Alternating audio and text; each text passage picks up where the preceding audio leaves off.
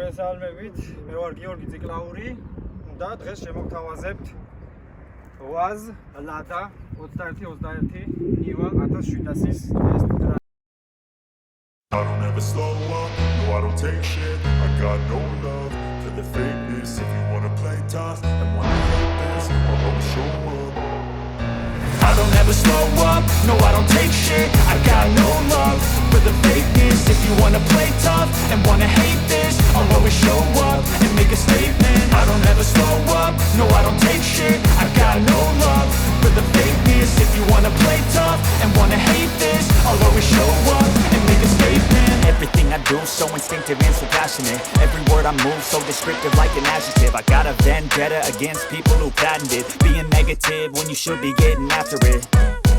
I got facts over tracks, this and that. Spitting slow, spitting fast, I can roast, I can gas. Think I'm okay at last, but I don't know if that can erase all the past. And the pettiness, a reflection of the emptiness. Hilarious, you think you're worth my time, you're delirious. Mysterious, because you hide behind a fake exterior. Inferior, you know I'll always be a bit superior. Get off of me, this ain't no humble brag. I want you to hear words, you can say them back. I want you to feel free from the chains at last, and to believe in what you got, it was built to last, yeah.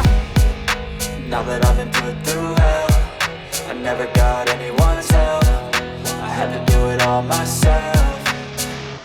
სავსებით საკმარისია ამ ტალახისთვის, მაგრამ 100-იან თუ ისე კარგად მოდის. არც ძრავს აქვს პრობლემა, არც ხიდებს. და შესაბამისად მოდის როგორც ამაგანას ეკადრება, როგორც საუეცკი და რუსულ ტექნიკას.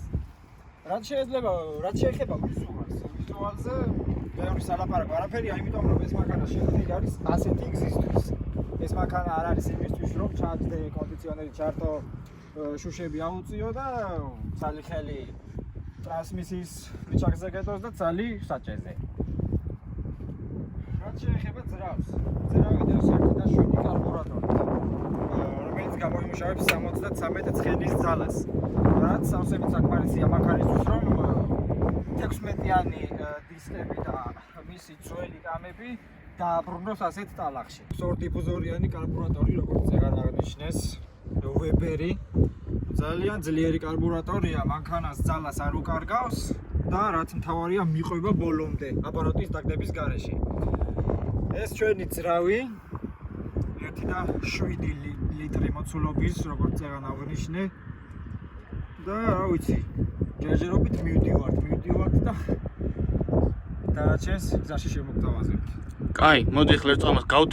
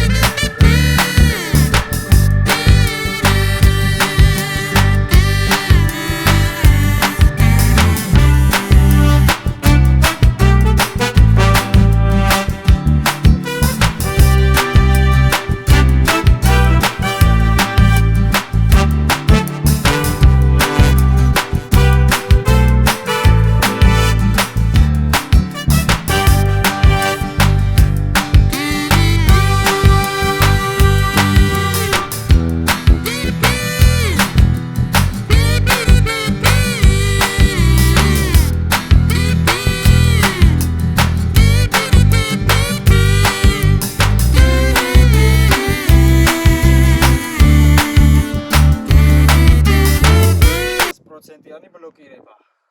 ანუ გადამრთველი კოლოფიდან ჩართვა არ გჭირდებოდა, სრულჩართული იყო ის ბლოკირება, მაგრამ ძრავი ქონდა ძალიან სუსტი. 1.3-იანი. 1.3 ლიტრის. ხო, და შემდეგ მოდერნიზირება ჩაუტარეს ამ ავტომობილს. გამოვიდა შემდეგ 1.6-იანი და ახლა 1.7-იანი ძრავი.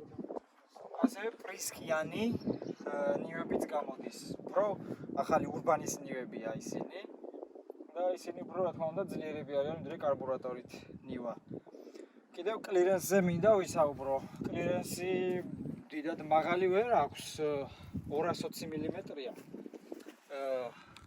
კუზაოდან საფარამდე. მაგრამ სტოკის ყვალობაზე ამ მანქანას აქვს იმის ძალა, რომ ეს კლირენსიც გამოიყენოს ისე, როგორც ეკადრება ნამდვილ ოფროუდერ ავტომობილს. ოფროუდისთვის გაკუთვნილს. კიდევ მინდა აღნიშნო ის, რომ ეს მანქანა დაიწუნეს ერთი ძალიან დიდი მნიშვნელოვანი პრობლემის გამო. წინა ხიდზე აქვთ ცოტა პრეტენზიები ხალხს, წინა ყუმბარებს და ნივის შარნირებს ემდურებიან ძალიან. იმიტომ რომ ხშირად წყდება და რუსული ჟარგონი მინდა გამოვიყენო, ნაგრუსკას ცოტა ვერ უმკლავდება. ხანგრძლივი დროის განმავლობაში თორემ 1, 2 და 3 არაფერი მოსდის. და მინდა აღვნიშნო, რომ ამ მანქანის ძრავი არის ძალიან გამძლე. ანუ მაღალი აბაროტისთვის ამ მანქანას შეუძლია თავი კარგად გაართვას და არ გადახურდეს, არ დაასტუკოს, წყალი არ გააცხელოს და რა თქმა უნდა თავის თავს მოერიოს. კიდევ არის ძალიან გამძლე კუზაო.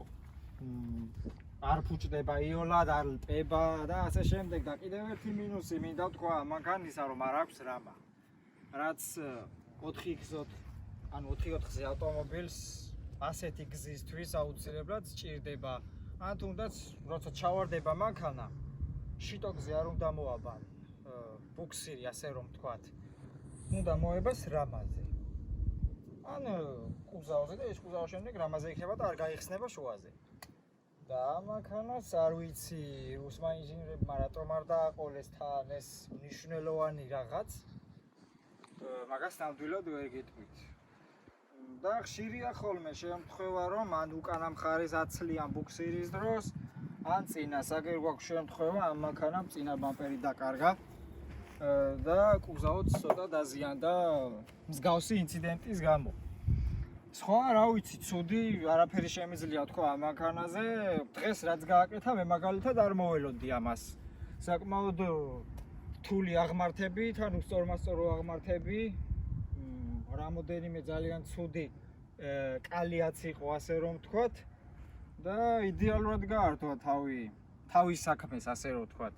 ძრავიც იდეალურად მუშაობს, ორივე ხიდიც იდეალურად მიყვება ერთმანეთს. და რა ვიცი, მანქანას სხვა უგზოობაში მინუსები არ აქვს. დიაგონალებზეც კარგად გადადის, მართალია, ბლოკირებული დიფერები არ აყენია, მაგრამ აქვს ამ მანქანას ისეთი სისტემა, დაკიდების სისტემა, პადვესკა, ასე რომ ვთქვათ, რომ უმკლავდება დიაგონალებსაც და სწორზე რომ ჩავარდეს მანქანა, მაშინაც ისე მუშაობს ხიდები, ორივე დიფერი და ისე ტრიალებს საბურავები, რომ მანქანას ასე თუ ისე შანსი აქვს, რომ ამა თუ იმ დაბრკოლებას გაუმკლავდეს მაინც.